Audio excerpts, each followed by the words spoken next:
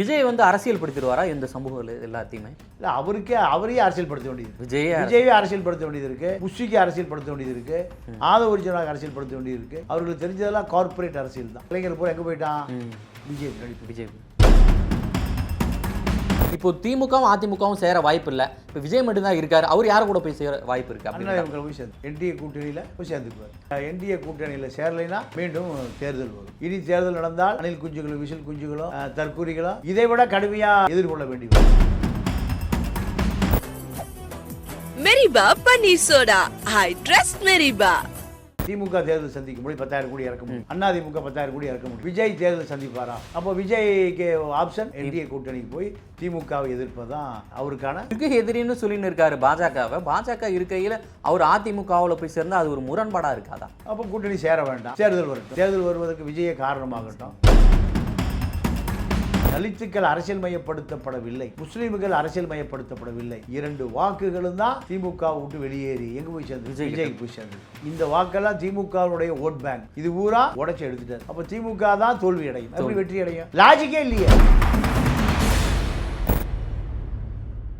Reflect நேயர்களுக்கு வணக்கம். இன்று நாம் சந்திக்க இருக்கக்கூடிய சிறப்பு விருந்தினர் மூத்த பத்திரிகையாளர் திரு தமிழா பாண்டியன் அவர்கள். ஐயா வணக்கம். ஐயா வணக்கம். ஐயா, சட்டமன்ற தேர்தல் முடிஞ்சு 85% வாக்குப்பதிவு நடைபெற்றிருக்கு. சுதந்திர இந்தியாவிலே இதுதான் முதல் முறைன்னு சொல்கிறாங்க. இன்னும் 4 நாட்களில் வந்து வாக்குப்பதிவு எண்ணிக்கை நடைபெறுக்கு. இதற்கிடையில் கருத்து கணிப்புகள் வந்து வெளியாகிருக்கு. எப்படி பார்க்குறீங்க? விஜய் வந்து ஒரே ஒரு, அதாவது மை இந்தியாவில் மட்டும்தான் அவர் வந்து முன்னிலை வகிக்கிறார். மீது எல்லாருமே வந்து திமுகவுக்கு தான் ஆதரவாக கருத்து கணிப்பை வெளியிட்டிருக்காங்க. ஒரு மூத்த பத்திரிகையாளராக இந்த கருத்து கணிப்பை எப்படி பார்க்குறீங்க? இல்லை, மை இந்தியாவுக்கு மட்டும் அவர் பணம் கொடுத்துருக்காரு விஜய். அதனால் அவர் ஜெயிப்பாருன்னு கருத்து கணிப்பு சொல்லுது. மீதி 4 சேனல்களை தேர்தலுக்காக பிரச்சாரத்துக்கு சபரீசன் அதை விலைக்கு வாங்கியிருக்கார், பர்ச்சேஸ் பண்ணியிருக்கார். ஓகே. அவர்கள் திமுக வெற்றி பெறும் சொல்லியிருக்காங்க. லைலோ கருத்து கணிப்பை தேர்தலுக்கு முன்பே விலைக்கு வாங்கிவிட்டார். அவர்களும் திமுக வெற்றி பெறும் சொல்லியிருக்காங்க. இப்போ எடப்பாடி தரப்பு 2 சேனல் ஆட்சி பிடிப்பார்னு அவர்கள் சொல்லியிருக்காங்க. ஆக இந்த கருத்து கணிப்பு அத்தனையும் கருத்து திணிப்பு. காசு கொடுத்தால் அத்தனையும் முழிப்பு. ஆமாம், இதுதான் அந்த எக்ஸிட் போல். 4ஆம் தேதி தேர்தல் வாக்கு எண்ணப்பட்டு உண்மை நிலவரங்கள் மக்களுக்கு தெரிய வரும். அதுவரை இது போன்ற கார்ப்பரேட் நிறுவனங்கள் தான் கட்சியாக மாறி போச்சு. அரசியல் கட்சி அல்ல இதெல்லாம் கார்ப்பரேட் நிறுவனங்கள். ஒரு 1000 கோடி இன்வெஸ்ட்மெண்ட் பண்ணால் ஒரு 2000 கோடி கிடைக்கும். இப்போ அதிமுக 10,000 கோடி இன்வெஸ்ட் பண்ணியிருக்கு, திமுக 10,000 கோடி இன்வெஸ்ட் பண்ணியிருக்கு. இதில் இந்த கருத்து ஆமாம், கருத்து, அதாவது கருத்து இந்த தேர்தலுக்கே திமுக 10,000 கோடி, அதிமுக 10,000 கோடி, தேர்தல் கமிஷன் மத்திய மாநில அரசுகளே 10,000 கோடி. அப்போ இதுக்கு பேர் ஜனநாயகமா, கட்சியா? இவர்கள்லாம் ஓட்டு போட்டவர்களாம் மக்களா? 2000 வாங்காமல் ஓட்டு போட ஒரு ஆளை காமிங்க 5,500 கோடி பேரில். நீங்கள் 85% ஓட்டு என்பதே ஒரு ஃபேக். நீங்கள் 6.5 கோடி வாக்காளர் இருக்கிற பொழுது 70% பேர் ஓட்டு போட்டான். அதே 70% 5.5 கோடி பேரில் ஓட்டு போட்டிருக்கான். 6.5 கோடியில் 70% இப்போ பதிவான அதே 85% தான். 5.5 கோடியாக 1 கோடி வாக்காளர்களே காணோம். அப்போ 1 கோடி வாக்காளர் இல்லாத காரணத்தினால 5.5 கோடியில் 15% உயர்ந்திருக்கு. அது 85%. அதே தேர்தல், அதே ஊழல், அதே லஞ்சம், அதே லாவண்யம், அதே ஓட்டுக்கு பணம், அதே வேட்பாளர், அதே முதலமைச்சர், அதே எதிர்கட்சி தலைவர், அதே விஜய், அதே ஆதவ அர்ஜுனா. இதில் என்ன மாற்றம் நடந்துடும்? ஒரு மாற்றம் நடந்துடாது. லீமா ரோஸ் என்ன ஒடுக்கப்பட்ட மக்களுடைய தலைவியா? கண்ணகி நகரில் தான் அந்த மாதிரி எலெக்ஷன் போய் நிற்கிது. அரசியல் அதுதானே அரசியல். 5 லட்சம் கோடி வைத்துட்டு சட்டசபைக்குள்ள பதவி வேணும்னுது அந்த அம்மா எங்கே வருது? லால்குடியிலேருந்து 10,000 கொடுத்துட்டு சட்டசபைகள் வருது. அந்த அம்மா கட்டுற புடவையே 1 லட்சம் ரூபா, போடுற தோட 1 கோடி ரூபா, வைரத்தோடு, வைர அட்டிகை புட்டிகை. இந்த அம்மா எப்படி ஏழை எளிய மக்களுக்கு எப்படி பக்கத்தில்? அந்த அம்மா வர்ற காரை 1.5 கோடி ரூபா காரில் தான் வரும். லீமா ரோஸ் 1.5 கோடி காரில் வரக்கூடிய 50,000 பட்டு புடவை கட்டக்கூடிய எவ்வளவு 50,000 ரூபா பட்டு புடவை கட்டக்கூடிய இந்த அம்மா எப்படியா லால்குடி மக்களுடைய பிரதியா எப்படி ஏற்றுக்குவீங்க? அந்த அம்மாவுடைய மருமக ஆதவ அர்ஜுனா கள்ள லாட்ரி ஏறக்குறைய 250 வழக்கு இருக்கு. ஒரே நம்பருக்கு 5 லாட்ரி விழுகும். ஒரே நம்பருக்கு 5 லாட்ரி விழுகும். இவர் எப்படி விஜய் கூட சேர்ந்து ஊழல் ஒழிப்பார்? விஜய் கூட இருக்கிற விஷ்ணு ரெட்டி ஒரு பெரிய ரியல் எஸ்டேட் அதிபர். குடிசையில நைட்டு தீ வச்சு எரிச்சு விட்டுறது. குடிசைகள் கொளுத்தப்பட்டு சென்னையை ஒட்டி இந்த மாதிரி சட்டசபையில் பேசி ஏழை எளிய மக்களுக்கு என்ன நடக்கும்? ஒன்றும் நடக்காது. அப்போ இது போன்ற பெரிய கார்ப்பரேட் முதலாளிகள் களமாடக்கூடிய இடம்தான் சட்டசபையாக போச்சு. சட்டசபை என்பது காமராஜும் கக்கனுக்குமான இடம், ஓமந்தூரா ராமசாமி ரெட்டியாருக்கான இடம், குமாரசாமி ராஜாவுக்கான இடம். இது சட்டசபை என்பது. அத்தனை பேர் இங்கிருந்து மக்களுக்காக போராடியவர்கள். இப்போ வெற்றி பொற்கொடி வருது. ஆம்ஸ்டாங்குடைய மனைவி பொற்கொடி 5000 கோடி ரூபா சொத்து இருக்குது அந்த அம்மாவுக்கு. அவ்வளோ கணவன் ரியல் எஸ்டேட்டில் சம்பாதிச்சு வெட்டுப்பட்டு செத்து போனார். வெட்டுப்பட்டு செத்து போனவருடைய மனைவி சட்டசபையில் அந்த சொத்துக்களை காப்பாற்றிக் கொள்வதற்கு 5000 கோடி ரூபா சொத்தை காப்பாற்றுவதற்கு அந்த அம்மா சட்டமன்ற உறுப்பினர். அதே போல் அண்ணா நகர் ஆற்றலர் இல்லை சிற்றரசு இல்லை அண்ணா நகர் மோகனுடைய முன்னாள் எம்எல்ஏ மோகனுடைய மகன் கார்த்தி வில்லிவாக்கம் கேண்டிடேட். ஒரு 40,000 கோடி பட்ஜெட்டு, ரெட் பிரிக்ஸ், சிகப்பு செங்கல் வில்லா, ஏர்போர்ட்டையே தூக்கி மாற்றிட்டு ஏர்போர்ட் கட்ட வேண்டிய இடத்துல வில்லா கட்டுறாரு. அவர் திமுகவுடைய வேட்பாளர். அவருக்காக தான் வந்து அவருடைய ஸ்டாலினுடைய மருமகன் முதற்கொண்டு அவங்க மனைவி முதற்கொண்டு அவருக்கு வந்து பிரச்சாரம் பண்ணியிருக்காங்களாமே. அப்போது இது 40,000 கோடி சொத்து வைத்திருக்கிற அந்த ஏரியாவில் எவனும் சொத்தே வாங்க முடியாது. அத்தனை சொத்துக்களும் கார்த்தி பேர் தான் வாங்கணும். பரந்தூருக்கு விமான நிலையம் போனதுக்கு காரணமே கார்த்தி தான். அப்போ இவர்களெல்லாம் பொழுது போகாமல் வந்து சேருகிற இடம் இது தமிழக சட்டசபை. அப்போ இந்த சட்டசபை மக்களுக்கான சபையா எப்படி அது இருக்கும்? அது இருக்காது. இப்போ இங்கே திமுகவில் சபரீசன் தான் ஒரு பெரிய கார்ப்பரேட் முதலாளி.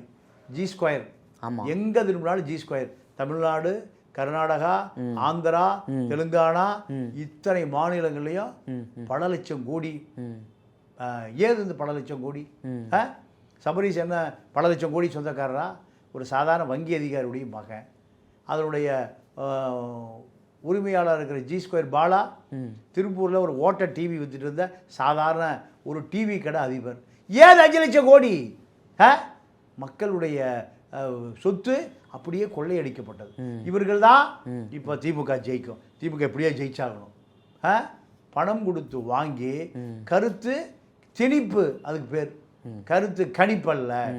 இந்த கருத்து கணிப்பு என்கிற பேரில் திமுக வரும் மீண்டும் மீண்டும் ஓட்டு போடுவதற்கு முன்பு பதிய வச்சாங்க மக்கள்கிட்ட. ஓட்டு போட்ட பிறகு பதிய வைக்கிறார்கள். அப்போ இதில் மிகப்பெரிய சூழ்ச்சி ஒளிஞ்சிருக்கு. இது 4ஆம் தேதி மக்களிடம் இந்த சூழ்ச்சி வெளிப்பட்டு விடும்.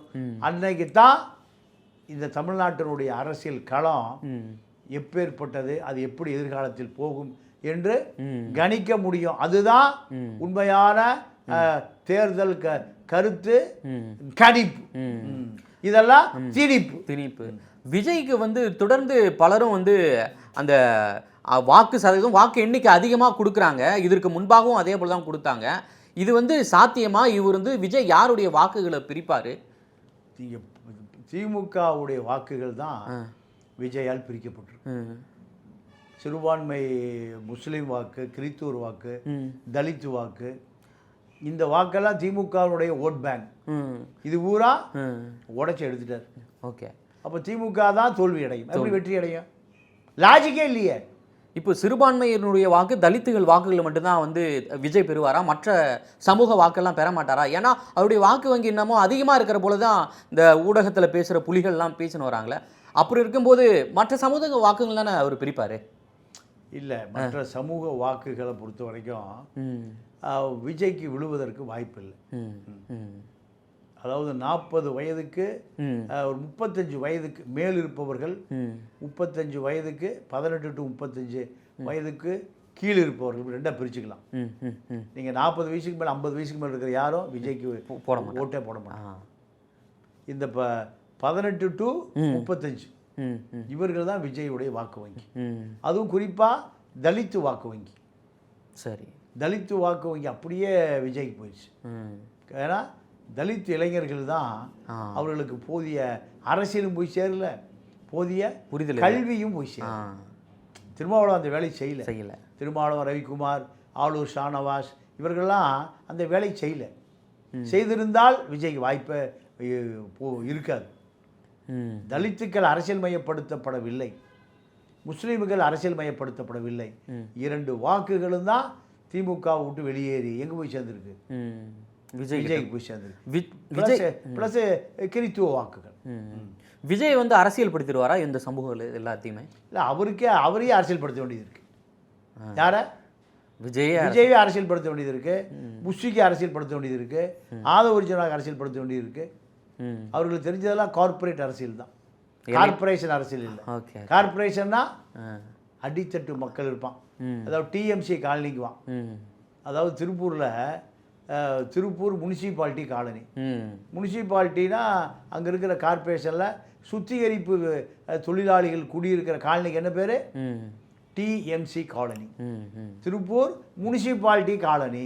முனிசிபாலிட்டி வேலை செய்கிற சுத்திகரிப்பு தொழிலாளி குடியிருக்கிற ஒடுக்கப்பட்ட தலித் மக்களுடைய காலனி. அங்கே அரசியலே போய் சேரல. அங்கே அரசியலே போய் சேரல. அதனால அந்த இளைஞர் பூரா எங்கே போயிட்டான்? பிஜேபி நடிப்பு. பிஜேபி. இதுதான் விசிகாவினுடைய மிகப்பெரிய இழப்பு. இப்போ கோட்டையை பிடிக்கிறதுக்கு வந்து 118 சீட்டு வேணும் அப்படின்ற போல சொல்கிறாங்க. ஆனால் வந்து இந்த கருத்து கணிப்புகள் எல்லாமே இந்த 125 மேக்சிமம் திமுகவே அப்படி தான் இருக்குது. இந்த அளவுக்கு இப்படி கொடுக்கும் பொழுது நம்ம உண்மையாலுமே அந்த தேர்தல் முடிவுகள் வரும்போது அது கரெக்டான மெஜாரிட்டி அந்த 118 வரலாம் எந்த வகையில் வந்து அமையும்? ஏன்னான்றா விஜய் எந்த பக்கம் போவார்? இப்போ திமுகவும் அதிமுகவும் சேர வாய்ப்பு இல்லை. இப்போ விஜய் மட்டும்தான் இருக்கார். அவர் யாரை கூட போய் சேர வாய்ப்பு இருக்குது? அப்படின்னா போய் சேர்த்துக்குவார். என்டிஏ கூட்டணியில் போய் சேர்த்துக்குவார். இவரு நான் முதலமைச்சர்ன்றாரு, ஒரு பக்கம் அவரும் நான் முதலமைச்சர் தான்ன்றாரு. அவங்க 2 பேருக்குள்ள அந்த புரிதல் வந்து ஏற்றுப்பாங்களா? விஜய் என்டிஏ கூட்டணியில் சேரலைன்னா மீண்டும் தேர்தல் வரும். மீண்டும் தேர்தல் வரும். யாரும் ஆட்சி அமைக்க முடியலன்னா என்ன வரும்? தேர்தல் வந்தால் விஜய் தேர்தல் சந்திப்பாரா? திமுக தேர்தல் சந்திக்க முடியும், 10,000 கோடி இறக்க முடியும். அதிமுக 10,000 கோடி இறக்க முடியும். விஜய் தேர்தல் சந்திப்பாரா? சந்தேகம். அப்போ விஜய்க்கு ஆப்ஷன் அதிமுக. என்டிஏ கூட்டணிக்கு போய் திமுகவை எதிர்ப்பதான் அவருக்கான வேலை. கொள்கை எதிரின்னு சொல்லின்னு இருக்காரு பாஜகவை. பாஜக இருக்கையில் அவர் அதிமுகவில் போய் சேர்ந்தா அது ஒரு முரண்பாடாக இருக்காதா? அப்போ கூட்டணி சேர வேண்டாம், தேர்தல் வரட்டும். தேர்தல் வருவதற்கு விஜயே காரணமாகட்டும். அடுத்த தேர்தலில் விஜய் சந்திப்பாரா? இப்போ வாங்குற வாக்கை விட குறைச்சி தான் வாங்குவார். காணாமல் போயிடுவார். காணாமல் போயிடுவார். ஆமாம், இப்போவே பல பேர் விலைக்கு போயிட்டான். இதே பெரிய அதிசயம். இனி தேர்தல் நடந்தால் அணில் குஞ்சுகளும் விசில் குஞ்சுகளும் தற்கூரிகளும் இதை விட கடுமையாக எதிர்கொள்ள வேண்டி வரும். ஓகே, இதை விட கடுமையாக திமுக அதிமுக விட கடுமையாக எதிர்கொள்ள வேண்டி வரும். இப்போது நேற்றுக்கு வந்து ஷீரடி சாய்பாபா கோயிலுக்கு போயிருக்காரு. அதற்கு முந்தைய நாத்து வந்து முருகப்பெருமானை சேவிக்க போயிருக்காரு திருச்செந்தூரில். தொடர்ந்து ஆன்மீக பயணமாகவே விஜய் மேற்கொண்டிருக்காரு. என்ன மனமாற்றம் ஏற்பட்டது அவருக்குள்ள? யார் அவருக்கு அந்த அட்வைஸ்லாம் கொடுக்குறா? ஏன் இந்த மாற்றம் அவருக்குள்ள? இல்லை, இந்த மாற்றம் பூரா விஷ்ணு ரெட்டி தான் மாற்றம். அவரோடு இருக்கக்கூடிய பெரிய தொழிலதிபர். தமிழ்நாட்டில் மிகப்பெரிய பல லட்சம் கோடி வைத்து ரியல் எஸ்டேட் தொழில் செய்கிற, கட்டுமான தொழில் செய்கிற ஒரு பெரிய பில்டர் விஷ்ணு ரெட்டி. விஷ்ணு ரெட்டி தான் இப்போ விஜயை இயக்குகிறார். விஷ்ணு ரெட்டி குடும்பத்தோடு தான் இப்போ இவர் ஷிரடி பாபா, திருச்செந்தூர் எல்லா பக்கம் போவதற்கு காரணம் விஷ்ணு ரெட்டி தான். நீங்கள் ஒருவரை கட்டுக்குள் கொண்டு வருவதற்கு ஒரே வழி ஆன்மீகம்தான். சசிகலா ஜெயலலிதாவை கட்டுக்குள் கொண்டு வருவதற்கு பயன்பட்ட ஒரே வழி ஆன்மீகம். இப்போ அதே விஷ்ணு ரெட்டி கட்டுப்பாட்டில் அர்ஜுன் ரெட்டியிலிருந்து இப்போ விஷ்ணு ரெட்டி போயிட்டாரு விஜய். விஷ்ணு ரெட்டி வந்து விஜயை விசிலடிக்க வைப்பார் அந்த தேர்தலில், அப்போ நம்புறாரு. அதாவது அவர்கிட்ட நிறைய பணம் இருக்கு. விஷ்ணு ரெட்டிகிட்ட பணம் இருக்கு. மேலும் பணத்தை இரட்டிப்பாக்குவதற்கு விஜயை போன்ற நபர்கள் தேவை, அதிகாரம் தேவை. அதுக்காக விஷ்ணு ரெட்டி விஜயை கையில் எடுத்திருக்கு. இந்த பாஷ்யம் கன்ஸ்ட்ரக்ஷனை விட பெரிய கட்டுமான நிறுவனமாக இனி விஷ்ணு ரெட்டி கட்டுமான நிறுவனம் மிகப்பெரிய தொழிலதிபராக மாறுவார். இப்போ அரசியல்வாதி பூராமே ரியல் எஸ்டேட் முதலாளிகள் தானே. ஆமாம். திமுக G2 வச்சுருக்கு.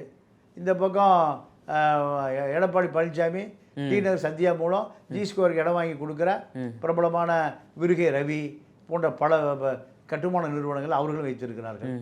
விஜய் விஷ்ணு ரெட்டியை வச்சிருக்காரு. அப்போ தமிழ்நாடு கட்டுமான சங்க தலைவர்கள் தான் இவர்கள் எல்லாம். இவர்களுக்கு பேரு கட்சி தலைவர்கள். இவர்கள் நடத்துவதற்கு பேரு கட்சி. இந்த அதிகாரத்தை வைத்துக் கொள்வதற்கு அவர்கள் ஓட்டுக்கு 2000 கொடுத்தா 4.5 கோடி பேருக்கு ஒரு 4000 கோடி 5000 கோடி கொடுத்தா எல்லாம் ஓட்டு போட்டுருவோம், அதிகாரத்துக்கு வந்துடலாம். இதுதான் சண்டை. அண்ணா திமுக 5000 கோடி கொடுக்கறதா, திமுக 5000 கோடி கொடுக்கறதா, விஜய்யுடைய விஷ்ணு ரெட்டி பணம் கொடுக்கறதா? இதுதான் அதிகாரத்தை கைப்பற்றுவதற்கு, மேலும் கொள்ளையடிப்பதற்கு, மேலும் மக்கள் வரி பணத்தை திருடுவதற்கு தங்கமணி, வேலுமணி, வீரமணி, ஹெல்த் விஜயபாஸ்கர் இவர்களுக்குள்ள நடக்கிற சண்டை தான் தமிழ்நாடு தேர்தல். ஓகே, மிக்க நன்றி. நேரில் வந்து பல்வேறு தகவலை எங்களுடன் பகிர்ந்தமைக்கு நன்றி. நன்றி, வணக்கம். மெரிபா பன்னீர் சோடா, ஐ ட்ரஸ்ட் மெரிபா.